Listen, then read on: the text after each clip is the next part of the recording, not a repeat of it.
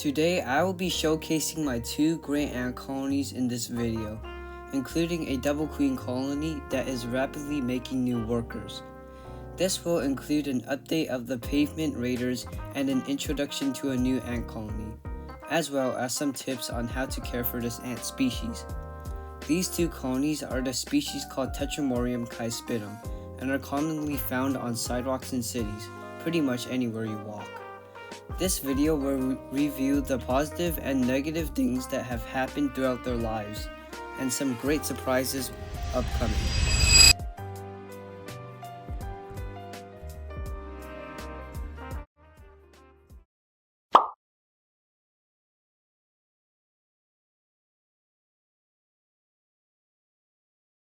The first colony is original to the channel, and if you watch my first few videos, you will probably know them. This first colony is called the Pavement Raiders, which is now a 2-year colony this summer. Have a look.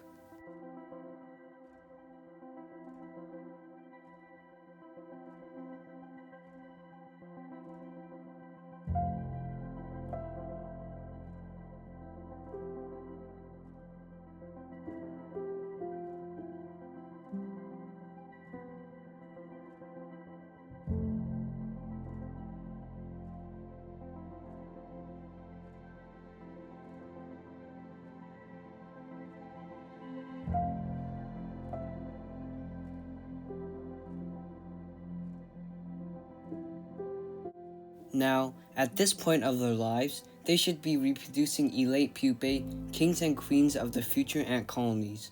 They are usually ants that fly around during their nuptial flight to mate and start their own colonies. Before that, the males usually buys it, meaning the queen has to stay and grow the colony herself. Now, if you look in the colony's main test tube, there are no elates produced. If you look in their secondary test tube, you could see that there are no elates around.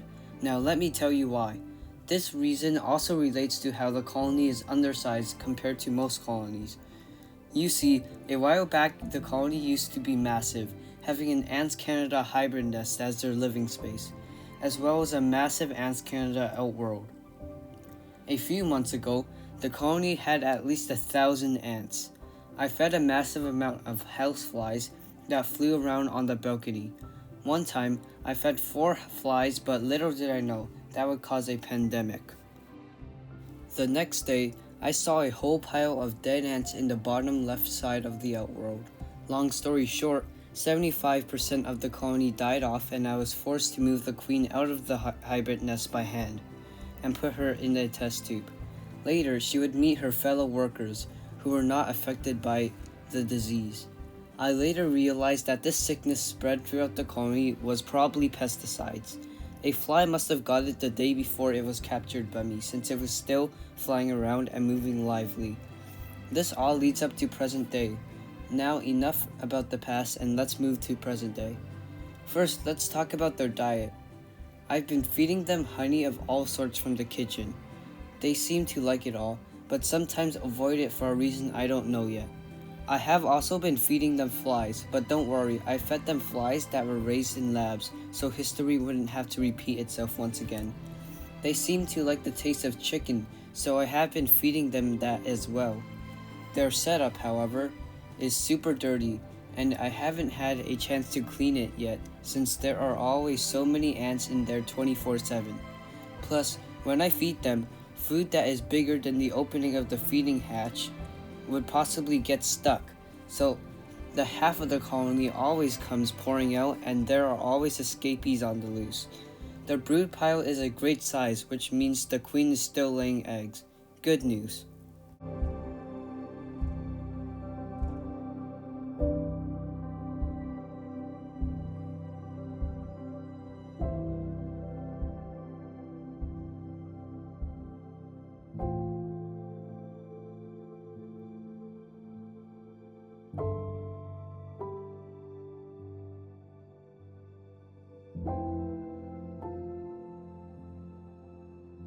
Anyways, let's go to the second colony.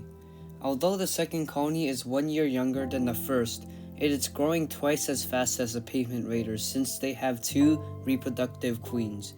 I named this colony the Rocks. This colony was originally an experiment since I wanted to test and see how long the 2 queens would last with each other since these species aren't polygynous. Since the queens have been surviving without any of the workers killing them, I personally think they are both surviving because of the abundance of food I have been providing them. After all, caring for a queen is hard enough for the workers since you need to constantly feed them, and caring for 2 queens is just ridiculous for the ants. Say, let's feed the ants right now. You could see them pulling at the bottom, so this means that they are very hungry. Let's feed the ants before they eat each other.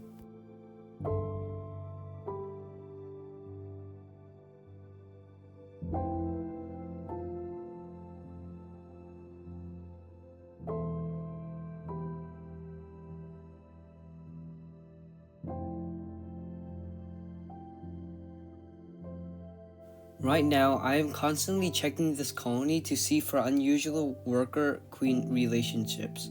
This includes behaviors of workers not feeding the queen and not tending to them.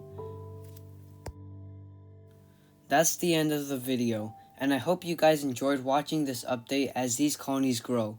If you enjoyed it, then like it, and if you're new, then subscribe. And I'll see you in the next one.